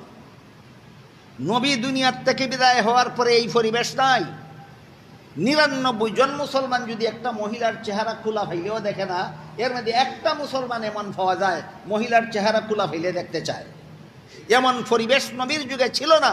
এই জন্য নবী বলেছিলেন মহিলারা মসজিদের জমাতে শরীক হতে পারবে। নবীর ইন্তেকালের পরে যেহেতু সমাজে এই পরিবেশ নাই, কাজে এখন থেকে নবীর বিবি আয়েশা বলেন, যেটা বুখারী শরীফের হাদিস, নবীর বিবি আয়েশা বলেন, এখন থেকে নবীর যুগের পরিবেশ ফিরে না আসা পর্যন্ত মহিলাদের জন্য মসজিদে গিয়ে জমাতে শরীক হওয়ার অনুমতি নাই। এবার বুঝে থাকলে বলেন, না মজা বিরাজ যেই হাদিস দিয়া দলিল হইল, দলিল হইল না ভ্রান্ত দলিল? ভ্রান্ত দলিলের একটা উদাহরণ দেই শুনে। এক ব্যক্তি আর এক ব্যক্তিরে জিজ্ঞাসা করে, তোমার নাম কি ভাই? সে কয়, আমার নাম আব্বাস। কি নাম? এ কয়, তাহলে তো তুমি আমার মিতা। তোমার নাম যেহেতু আব্বাস, কাজেই তুমি আমার মিতা। কয়, আমি তোমার মিতা কেমনে হইলাম? তোমার নাম কি আব্বাস? কয়, না, আমার নাম আব্বাস না। তোমার নাম আব্বাস তো আমার নাম আব্বাস, তোমার মিতা কেমনে হইলাম? কয়, আমরা বাড়িতে আছে একটা গাব গাছ, তোমার নাম আব্বাস আর আমার বাড়িতে আছে গাব গাছ, এই কারণে তুমি আমার মিতা। আব্বাসে আর গাব গাছে মিলাইয়া যেমন ভাবে মিতা বানাইছে, ঠিক তেমনি ভাবে অনুমতির হাদিস যে সীমিত, পরে যে অনুমতি নিষিদ্ধ হইয়া গেছে, ওইটারে দিয়া এই বান্দরেরা তাদের ভ্রান্ত মতের দলিল বানাইছে। এবার বুঝে থাকলে বলেন লামাজাবিরা মহিলাদের মসজিদে জমাতে শরীক হওয়ার জন্য যেই হাদিস দেওয়া দলিল দিয়েছিল নবীর বিবি আয়েশা, বুখারী শরীফের হাদিস কি বলেছেন? নবীর দুনিয়ার থেকে বিদায় হওয়ার পরে সেই পরিবেশ আছে নাই। কাজেই নবীর বিবি আয়েশা বলেন পরবর্তী পরিবেশটা যদি নবী দুনিয়াতে থাকতে দেখতেন, নবী নিজেই নিষেধ করে দিতে যাইতেন মহিলাদেরকে মসজিদে জমাতে যাইতে দিও না। গেল এতক্ষণের দলিলের আলোচনা। এবার যুক্তি। মহিলার পুরুষ মসজিদের জমাতে শরীক হইয়া নামাজ পড়লে যেই সওয়াব, মহিলারা ঘরের কোনায় একা নামাজ পড়লে সেই সওয়াব রাসূল বলেছেন। কেন? কারণটা কি? কারণটা কি? এর কারণ হইল এতক্ষণের আলোচনায় তো আমি আশা করি আপনারা বুঝতে পেরেছেন মসজিদে জমাতে নামাজ পড়া মহিলাদের জন্য সুন্নত না পুরুষের জন্য? মহিলাদের জন্য ঘরে একা নামাজ পড়া সুন্নত। এতটুকু কথা স্মরণ রাখুন, ভুলবেন না। মসজিদে জমাতে নামাজ পড়া পুরুষের জন্য সুন্নত, মহিলাদের জন্য ঘরের কোনায় একা নামাজ পড়া সুন্নত। কাজেই আপনার জন্য যে মসজিদে এসে জমাতে নামাজ পড়া সুন্নত, ধরুন কথার কথা আপনার যদি একটা 6 মাসের শিশু বাচ্চা থাকে, না কোনো মুসলমানের জীবনে কোনোদিন 6 মাসের শিশু বাচ্চা থাকে না। ধরেন কথার কথা এই মুহূর্তে আপনার একটা 6 মাসের শিশু বাচ্চা আছে, আপনি তার বাবা, আপনার জন্য ঘরের কোনায় একা নামাজ পড়া সুন্নত না মসজিদের জমাতে পড়া সুন্নত? এবার বলুন, আপনি যখন বন্দরবাজার জামে মসজিদে তারাবির নামাজ জমাতের সাথে পড়তে যাবেন, আপনার 6 মাসের শিশু বাচ্চাকে কুলে করে নিয়ে যাবেন না ঘরে রেখে যাবেন? এটা আগে সিদ্ধান্ত। ঘরে রাখার প্রস্তাবটা আমি এখনই গ্রহণ করলাম। ধরেন 6 মাসের শিশু বাচ্চাটাকে কুলে নিয়েই বন্দরবাজার জামে মসজিদে ইমাম সাহেবের সাথে তারাবির নামাজ জমাতের সাথে পড়তে আসলেন। কত মাসের শিশু বাচ্চা? আপনি যখন এশার নামাজ পড়লেন, আপনি যখন তারাবির নামাজ 6 রাকাত, 8 রাকাত, 10 রাকাত, 12 রাকাত পড়লেন, তখন বাচ্চাটাই পেশাব করবে না কোনো গ্যারান্টি আছে?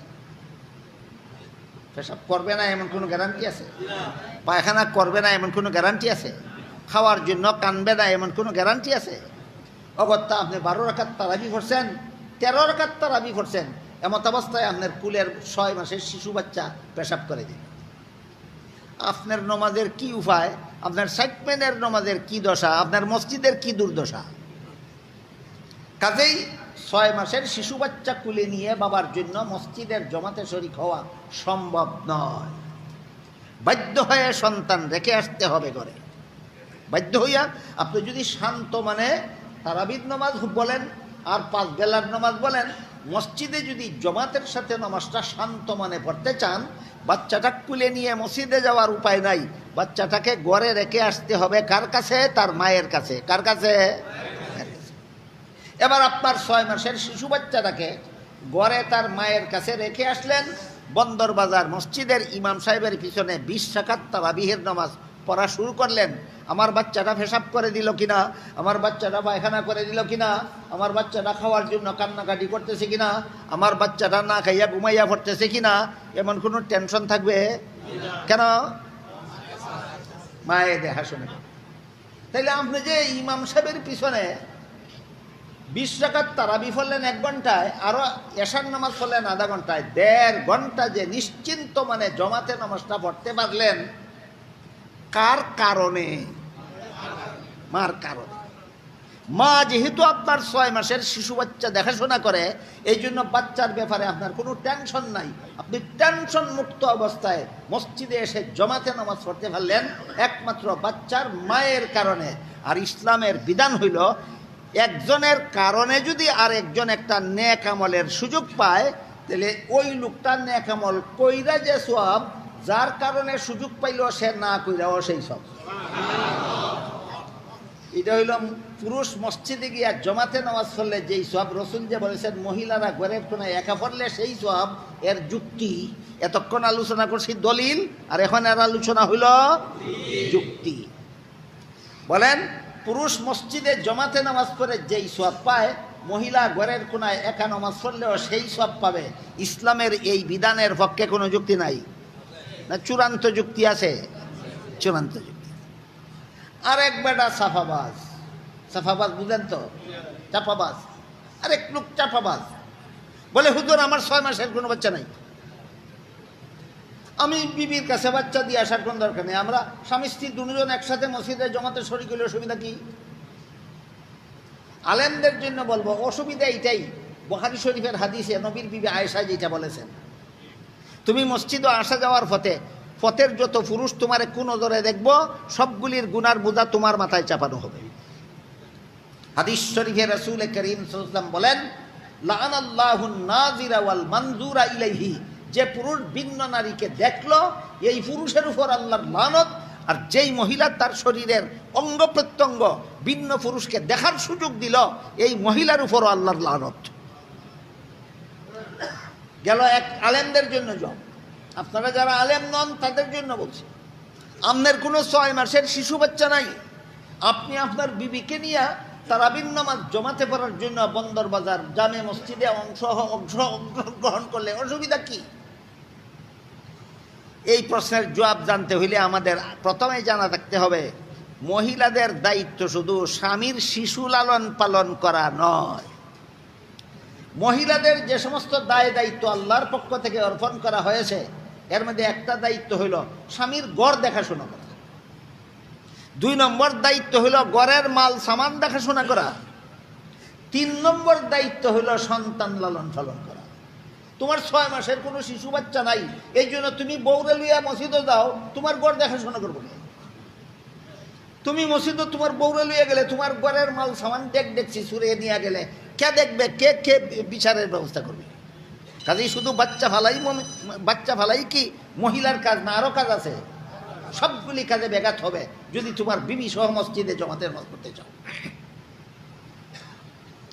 আরেকটা যুক্তি বলি, আমি পৃথিবীর যত দেশে ভ্রমণ করার সুযোগ পেয়েছি সবগুলি দেশে দেখেছি একটা সরকারি আইন আছে, ট্রাফিক সিগন্যাল আইন। ট্রাফিক সিগন্যাল আইন, রাস্তার মুড়ে মুড়ে বিভিন্ন রং বেরঙের বাতি জ্বলে, লাল বাতি, সবুজ বাতি। সরকারি আইন মতে যে গাড়িওয়ালার সামনে লাল বাতি জ্বলে সেই গাড়ি চলবে না থামবে, আর যেই গাড়ির সামনে সবুজ বাতি জ্বলে সেই গাড়ি থামবে না চলবে। সবগুলি সরকারি আইন করলো কেন? অ্যাক্সিডেন্ট থেকে বাঁচাবার। চৌরাস্তার মোড়ের মধ্যে 4টা রাস্তার থেকে 4টা গাড়ি যদি একসাথে আসে, একটার সাথে আরেকটা টেস্ট লাগবে, অ্যাক্সিডেন্ট হবে, দুর্ঘটনা হবে, প্রাণহানি হবে, লক্ষ লক্ষ টাকার ক্ষতি হবে। এটার থেকে রক্ষা করার জন্য সরকারি আইনটা করছে। কিন্তু ঘটনাক্রমে আপনি গাড়ি নিয়ে যাচ্ছেন, সামনে 3 রাস্তার মোড়ে গিয়া দেখেন ট্রাফিক সিগন্যাল রেড লাইট জ্বলে, ট্রাফিক সিগন্যাল রেড লাইট জ্বলে, কিন্তু রাস্তা তার কোনো গাড়ি নাই। ডাইনের রাস্তা তো কোনো গাড়ি নাই, বাইরের রাস্তা তো আর কোনো গাড়ি নাই, সামনের রাস্তায় কোনো গাড়ি নাই, আপনি যে রাস্তা দিয়ে আসছেন এই রাস্তাতেও কোনো গাড়ি নাই। তাহলে 4 রাস্তায় 4 গাড়ি নয়, একটা মাত্র গাড়ি। লাইট কোনটা জ্বলে? লাল। আপনি যদি না মান্য চলে যান ওই কিন্তু অন্য গাড়ির সাথে টক্কর লাগবে না, কারণ কোনো গাড়ি নাই তো, অন্য গাড়ির সাথে টক্কর লাগবে না। এই কারণে আপনি যদি গাড়ি নিয়ে চলে যান অ্যাক্সিডেন্ট তো হবে না, ঠিক সরকারি আইন লঙ্ঘন হবে কিনা, ট্রাফিক পুলিশে তোমারে ধরবে কিনা, জরিমানা করবে কিনা। তখন যদি বলো অ্যাক্সিডেন্টের আশঙ্কা নাই, আমি রেড লাইট পাচ্ছি না, অসুবিধা কি? এই প্রশ্নের যেই জবাব, তোমার কোনো শিশু বাচ্চা নাই, তোমার বউরে লইয়া যান মসজিদ তারাবির নামাজ জমাতে পড়তে গেলে অসুবিধা কি? ওই প্রশ্নের সেই জবাব সরকারের রেড লাইট যেমন কারণ থাকলেও মানতে হবে, না থাকলেও মানতে হবে। নবীর সুন্নত মহিলাদের ঘরের কোনায় একা নামাজ পড়া, তোমার শিশু বাচ্চা থাকলেও একা পড়তে হবে, না থাকলেও একা পড়তে হবে।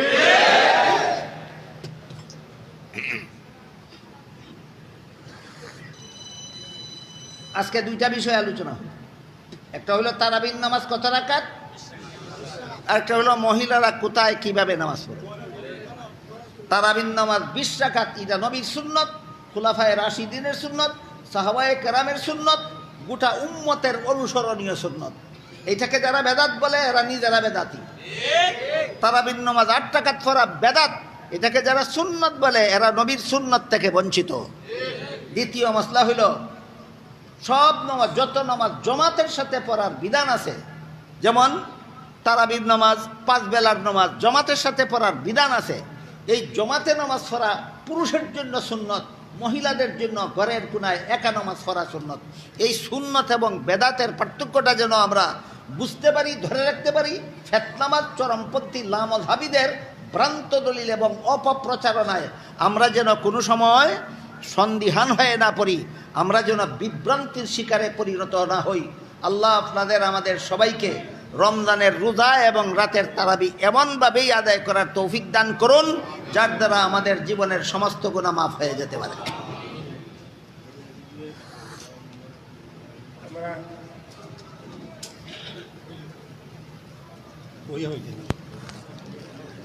আমরা কেন্দ্রীয় মসজিদের পক্ষ থেকে আমরা এই সুযোগ দেওয়া হয়েছে, এই হিসাবে মুতাল্লিফে আমরা কিছু কথা রাখবো, আমরা শুনি এবং শেষ মানে যত দোয়া করি আমরা যাই। বসো গেছো। বিসমিল্লাহির রহমানির রহিম। আসসালামু আলাইকুম রহমতুল্লাহি ওয়া বারাকাতুহু। সম্মানিত মুসলিম একরাম, উলামা একরাম এবং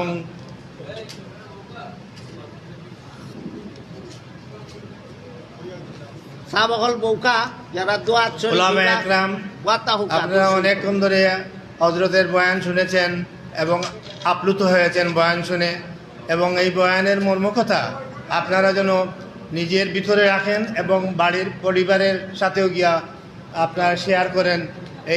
এতে পরিবার যেমন উপকৃত হবে, আপনিও উপকৃত, সমাজও উপকৃত হবে।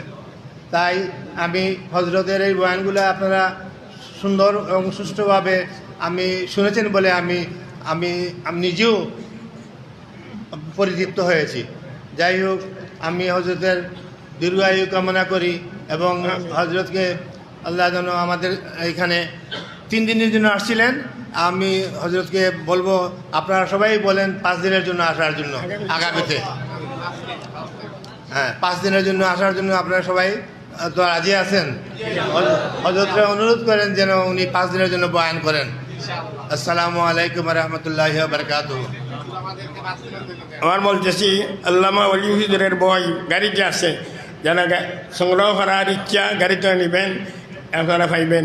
এবং আল্লামা ওলি হুজুরের মাদ্রাসায় যারা দান খয়রাত করেন, হুজুর সাথে আছেন হুজুররা, তারা কাছে দিয়ে আপনারা রসুল সংগ্রহ করবেন। এই ভাইতে অসুবিধা হয় আমার সাথে যোগাযোগ করবেন, আমি ইনশাআল্লাহ আমার সার পক্ষে রসিদ দেব। আর আল্লামা ওলি হুজুরের জন্য দোয়া করবেন, আরও দীর্ঘ 1 বছর আল্লাহ আশা যেতে আমরা পাইতাম। আমরা মুতাল্লি সাহেব এবারও লেসছেন যে 5 দিন 7 দিন 8 দিন 10 দিন আমরা দেওয়া যায়, হুজুরের চেষ্টা করবা দিবা লাগে। এই হিসাবে আমরা দেশের লাগে, জাতির লাগে, ফিলিস্তিনের লাগে দোয়া করবো।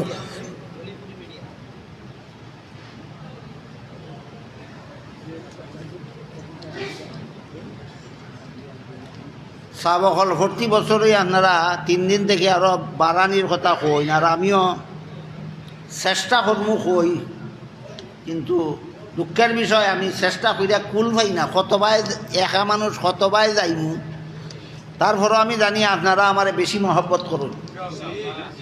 এই কারণে আমি আবারও কইলাম চেষ্টা করবো আরও নি 1-2 দিন বাড়ানি যায়। আপনারা খালি দোয়া খান করতে আল্লাহ আমারে তৌফিক দিতা।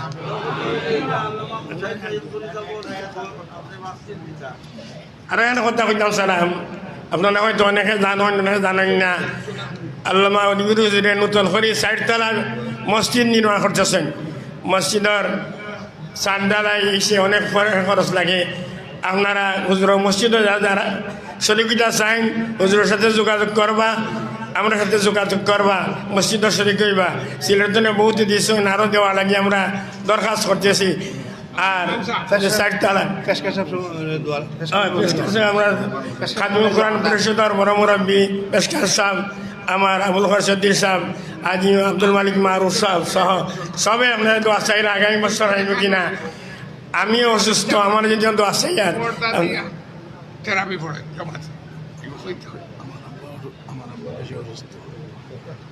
সাহাবাগণ আপনার পক্ষ থেকে 2টা প্রশ্ন করা হয়েছে। একটা হইল বর্তমান হারামাইন শরীফে এবছর তারাবি 10 রাকাত ও বিতির 1 রাকাত পড়া হচ্ছে, এটা কোন হাদিসের ভিত্তিতে? এটা একটা হাদিসের ভিত্তিতে হয়েছে। হাদিসটার নাম হইল মন গড়াতুল হাদিস। এটা একটা হাদিসের ভিত্তিতে হচ্ছে। হাদিসটার নাম হইল মন গড়াতুল হাদিস। বুঝছেন নি সব? মন গড়াতুল হাদিস। বর্তমান সৌদি সরকার সালমান নি আমরা দেশে একজন মহাপুরুষ আসলা সালমান এফ রহমান, এক ক্যাটাগরির। বুঝছেন নি সব? আমরা দেশে একজন মহাপুরুষ আসলা সালমান এফ রহমান, আর বর্তমান সৌদি বাদশার নাম সালমান। নাম হয় এক, ক্যাটাগরিও এক।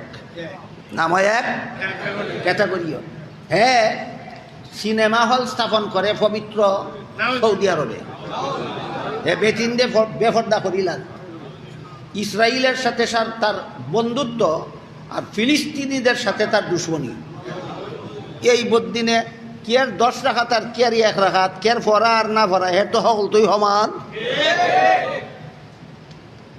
আরেকটা প্রশ্ন করছেন আপনারা, আমার বাড়ির পাশে মহিলা মাদ্রাসায় মহিলাদের তারাবির নামাজ জমাতে আদায় করা হয় এবং সেখানে 2 জন পুরুষ হাফিজ সাহেব তারাবি পড়ান। এটা ইসলামের দৃষ্টিতে কতটুকু সঠিক? এই 2 জন হাফিজ সাহেবরে লইয়া আপনারা দরগা মাদ্রাসার মুফতি সাহেবের কাছে যাওকা। মুফতি সাহেবে কইয়া দিবা তারা কত বড় নিয়ে কি কামাই করতাছ। ঠিক আছে নি?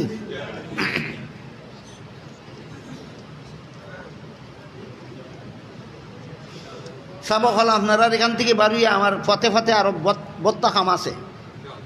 সারা খাম সারিয়া গিয়া আমি সেহরি খাইতাম, খাওয়ার টাইম থাকবো কিনা সন্দেহ আছে।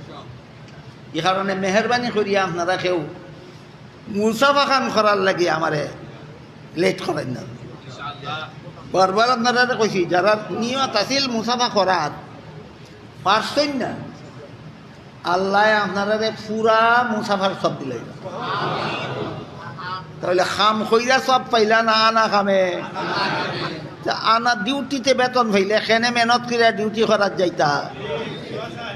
মেহরবানি করিয়া দোয়া আপনারা প্রাণ খুললে আপনারা লইয়া ওই করমু। মেহরবানি করিয়া আমার ক্ষতিটা করুন না যেন, কেউ মুসাফার চেষ্টা করুন না যেন। اللهم صل على سيدنا ونبينا مولانا محمد وعلى آله وصحبه وبارك وسلم كما تحب وترضى عدد ما تحب وترضى. الحمد لله الذي هدانا لهذا وما كنا لنهتدي لولا أن هدانا الله. ربنا ظلمنا أنفسنا وإن لم تغفر لنا وترحمنا لنكونن من الخاسرين. ربنا آتنا في الدنيا حسنة وفي الآخرة حسنة وقنا عذاب النار. ইয়া আল্লাহ, আমরার এই মুবারক তাফসীরুল কুরআন সমাবেশে কবুল আর মঞ্জুর করো। এর উসিলায় আমরার জিন্দেগানে হেদায়েত করো। সমস্ত মুমিন মুসলমান মুর্দেগানে নাজাত দান করো। ইয়া আল্লাহ, অন্তত এই 3 দিন সূরাতুল বাকারার 183 নম্বর আয়াত থেকে 187 নম্বর আয়াত পর্যন্ত কয়েক আয়াতের 2-1টা শব্দের তাফসীর প্রসঙ্গে যা কিছু আলোচনা হইল, ইয়া আল্লাহ আমাদেরকে বুঝার এবং এর উপর আমল করার, জীবন গড়ার তৌফিক দান করো। ইয়া আল্লাহ, আমার কাছে যারা যত রকমের দোয়ার দরখাস্ত করছেন প্রত্যেকের নেক দুয়ারে কবুল মঞ্জুর করো। ইয়া আল্লাহ, যারা যত আশা নিয়ে হাত উঠাইছি প্রত্যেকের নেক বাসনারে কবুল আর মঞ্জুর করো। ইয়া আল্লাহ, অনেক বেমারির পক্ষ থেকে দোয়ার দরখাস্ত, ইয়া আল্লাহ যারা দরখাস্ত করছেন, যারা দরখাস্ত করতে পারছেন না, সমস্ত বেমারিদেরকে আরোগ্য দান করে দাও। ইয়া আল্লাহ, সমস্ত দুঃখীদের দুঃখ দূর করে দাও, সমস্ত পেরেশানদের পেরেশানি দূর করে দাও। ইয়া আল্লাহ, সমস্ত সমস্যাওয়ালাদের সমস্যার সমাধান করিয়া দাও, সমস্ত অভাবগ্রস্তদের অভাব দূর করে দাও। ইয়া আল্লাহ, সমস্ত ঋণগ্রস্তদের ঋণ পরিশোধ করার তৌফিক দান করে দাও। ইয়া আল্লাহ, 3 দিনের তাফসীরে আমরা বুঝতে পারলাম খানাফি না সাইরিয়া রোজা রাখলে রোজা না রাখার গুনাহ থেকে বাঁচা যায়, আর সমস্ত গুনাহ তওবা করিয়া সাইরি রোজা রাখলে সারা জীবনের গুনাহ মাফ হইয়া যায়। ইয়া আল্লাহ, যেভাবে রোজা রাখলে সারা জীবনের সব গুনাহ মাফ হইয়া যায়, আমরা ওইভাবে রোজা রাখার তৌফিক দান করো। ইয়া আল্লাহ, রোজার মধ্যে কোনো ত্রুটি ভুল ত্রুটি হইয়া গিয়া থাকলে দয়া করে মাফ করে দাও। তুমি তৌফিক দিছ যে পরিমাণ নামাজ রোজা ইবাদত বন্দেগী করার, আমার পক্ষ থেকে আমরার পক্ষ থেকে কোনো ত্রুটি হইয়া থাকলে দয়া করে মাফ করে দিলাও। দয়া করে আমরার এই টুটা ফাটা ইবাদত বন্দেগীরে কবুল আর মঞ্জুর করে দাও। ইয়া আল্লাহ, যে সমস্ত উলামায়ে কেরাম বুজুর্গানে দিন মুমিন মুসলমান দুনিয়ার থেকে বিদায় হইয়া গেছেন, ইয়া আল্লাহ বিশেষ করে জামে মসজিদের অতীত মুতাওয়াল্লি সাহেব সহ যে সমস্ত উলামায়ে কেরাম বুজুর্গানে দিন মুমিন মুসলমান দুনিয়ার থেকে বিদায় হয়ে গেছেন তারার খবর রে জান্নাতের বাগান বানাই দাও, জান্নাতুল ফিরদাউসে তাদের ঠিকানা করে দাও। আর যে সমস্ত উলামায়ে কেরাম বুজুর্গানে দিন মুমিন মুসলমান বর্তমান মুতাওয়াল্লি সাহেব সহ যারা বাঁচিয়ে আছেন ইয়া আল্লাহ তাদের সবাইকে হায়াতের তৈয়্যিবা দান করে দাও। ইয়া আল্লাহ আমাদের সকলের পক্ষ থেকে লাখ লাখ কোটি কোটি দুরূদ আর সালাম রাসূল করিম সাল্লাল্লাহু আলাইহি ওয়াসাল্লামের রওজা শরীফে পৌঁছাইয়া দাও। রব্বানা তাকাব্বাল মিন্না ইন্নাকা আনতাস সামিউল আলিম ওয়া তুব আলাইনা ইন্নাকা আনতাত তাওয়াবুর রহিম ওয়া সুবহানা রাব্বিকা রাব্বিল ইজ্জাতি আম্মা ইয়াসিফুন ওয়া সালামুন আলাল মুরসালিন ওয়ালহামদুলিল্লাহি রাব্বিল আলামিন আমিন বিরহমাতিক।